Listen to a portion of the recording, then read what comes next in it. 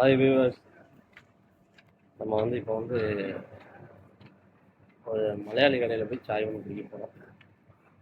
உங்களுக்கு தான் தெரியும், மலையாளி எங்கே போனாலும் சந்திரமண்டலத்துக்கு போனாலும் மலையாளி அங்கே கேட்டால் சாய் இருக்கும்.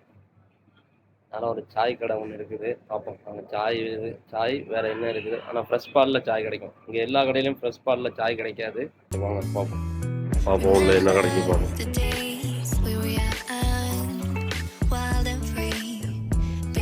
Getting sprung on.